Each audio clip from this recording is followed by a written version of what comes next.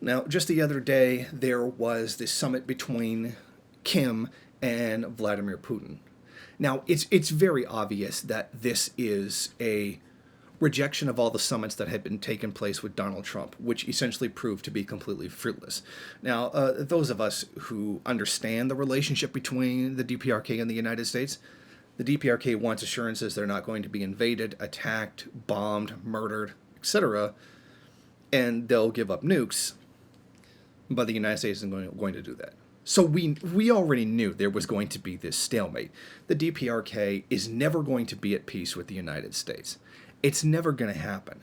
Because of the very essence of imperialism itself, it has to overthrow the DPRK.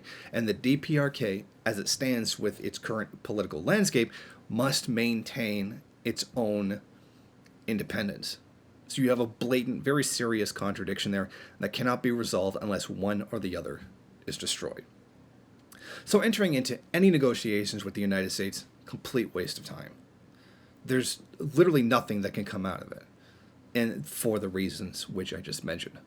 Now, the whole meeting between Putin and Kim is more of a sticking it to the United States kind of thing. Well, if it's not working with you, then we'll go over here. But aside from it being a move to irk the United States, or probably Donald Trump personally, I don't see as anything can come out of it. I mean, the same thing is going to stand. The DPRK has nuclear weapons in order to defend itself from the United States. Russia can't promise the DPRK any safety from the United States. Nor can Russia particularly violate the sanctions that have been placed against the DPRK because they are part of the UN, and in particular the UN Security Council. And if I'm correct, part of the Nuclear Non-Proliferation Treaty. So really, in my view, the whole meeting between Kim and Putin is meaningless. There's nothing that can really come out of it. Because the problem, the elephant in the room, is the United States, which neither the DPRK nor Russia can do anything about. So the whole thing is just an act of political theater to stick it to the U.S. Hey, by all means, do it. Hey, go have a trip to Russia. Go hang out with Putin, have some drinks, whatever.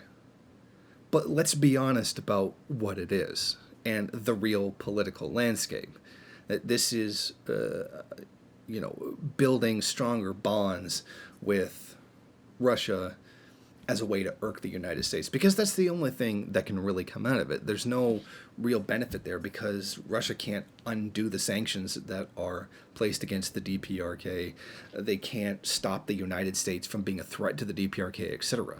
So this is really just a political act of theater for the public to send the message to the United States, well, if you won't cooperate, then we'll cooperate with somebody else, and then cooperate because there's nothing that they can actually do.